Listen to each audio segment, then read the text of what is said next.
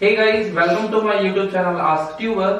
आज हम आए हैं, हमारे एक फ्रेंड है बहुत समय से, डॉक्टर राहुल बालियान। आज हम उनसे बेसिकली बात करने वाले हैं जिम में होने वाली कॉमन इंजरीज के बारे में। तो हम बात करते हैं डॉक्टर राहुल बालियान से। जी सर, पहले बताइए आप कैसे हैं? मैं बहुत बढ़िया। एक्चुअली मैंने मास्टर्स इन फिजियो की है, स्पोर्ट्स रिहेबिलिटेशन, स्पोर्ट्स मेडिसिन में। Okay. और मैं मैक्स में भी रहा हूँ, साकेत में।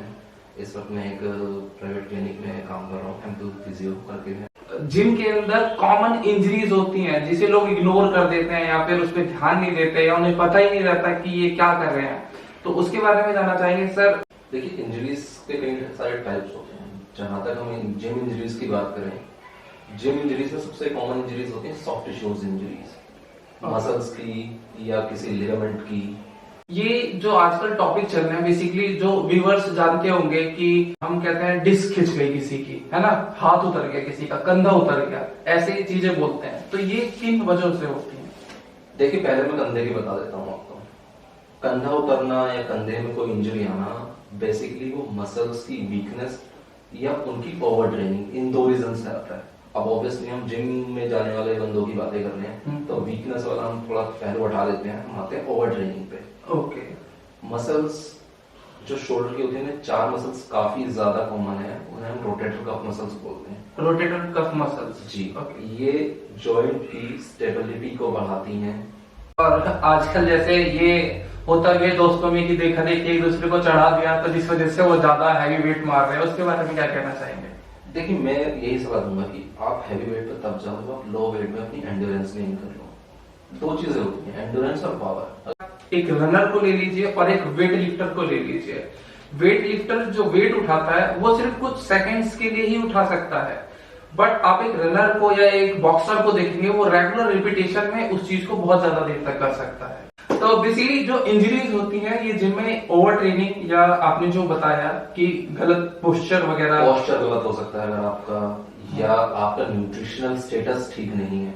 कुछ कॉमन चीजें जो हमें लेनी चाहिए, प्रोटीन हो गया, कुछ विटामिन है, एसेंशियल विटामिन है, जो B12 विटामिन है, एक हमारा जो नर्व्स के कंडक्शन में बहुत अच्छे से हेल्प करता है। ओके। ब्रेन। तो सर ये बताएं B12 हमें मिलेगा किन चीजों से? आप अगर नॉन वेजिटेरियन हो तो आपका जो B12 लेवल है काफी ठीक रहेगा, चांसेस ठीक रहेंगे।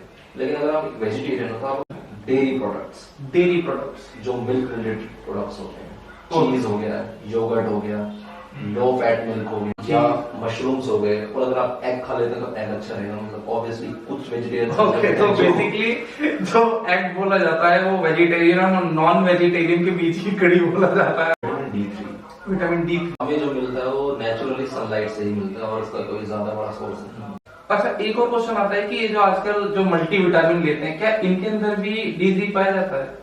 मल्टीविटामिन में B12 जो होता है वो होता है, लेकिन वो काफी लो होता है। ओके। जो देख रहे हैं वो ये सोचते हैं कि मल्टीविटामिन खा रहे हैं तो सारे विटामिन अंदर जा रहे हैं, तो ऐसा नहीं है। ऐसा नहीं है। D3 आपको सनलाइट से ही मिलेगा या उसका एक प्रॉपर जो मेडिसिन होगा आपको उसी से मिल सकता है। आपको पता होना चाहिए कि आपकी किस एक्सरसाइज में कहाँ एफर्ट आ रहा है। थोड़ा जर्की मूवमेंट्स को थोड़ा अवॉइड करो। हाँ, तो बेसिकली मैंने भी जब जिम के अंदर जाते हैं तो ये देखा जाता है अक्सर जो डंबल है वो बहुत जबरदस्ती लगाए जा रहे हैं और एकदम छोड़ दिए जा रहे हैं। स्मूथ मूवमेंट नहीं होगी ना जब तक मसल अपने। तो ये आप ध्यान दीजिए, क्या बताया है, स्मूथ मूवमेंट होना बहुत ज्यादा जरूरी है।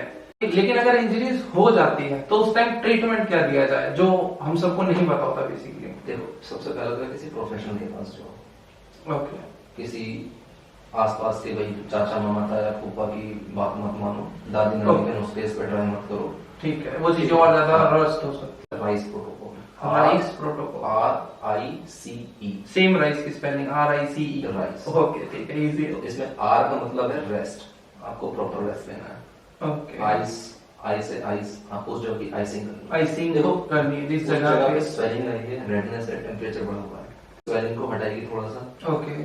और आपकी जो पेन है उसकी सेंसेशन भी थोड़ी हद तक कम कर सकती है। आपकी स्वेलिंग ज्यादा है तो आप उस पार्ट को कंप्रेस करके कर सकते हैं, पट्टी बांध के। मींस जो गर्म पट्टी जो यूज की जाती है वो यूज की जा सकती है। गर्म पट्टी है मतलब जैसे आपके लेग्स हैं या आपके हैंड है, उनमें स्वेलिंग है तो आप इनको एलिवेट करके रख सकते हो ताकि आपकी स्वेलिंग ड्रेन होती रहे। एक्चुअली हम करते क्या है कि हमारे कहीं पे चोट लगी, हम नॉर्मल डॉक्टर को दिखाते हैं, इवन तो हमें कहा जाना चाहिए फिजियोथेरेपिस्ट के पास जाना चाहिए। वो आपको उस इंजरी से पूरा रिहैब करके देगा। रिहैब मतलब इंजरी से पहले जो आपकी कंडीशन थी उसको दोबारा मेंटेन करके देगा। तो कंक्लूजन इसका ये निकल के आता है कि जितनी भी हमारी मसल इंजरीज होती हैं उनसे बचने का तरीका सबसे पहले तो प्रिवेंशन रखो। प्रिवेंशन अगर आप प्रिवेंशन करोगे तो इंजरीज होंगी ही नहीं। अगर इंजरी हो जाती है तो उसका प्रॉपर ट्रीटमेंट लो, उसका प्रॉपर रिहैब लो, ठीक है।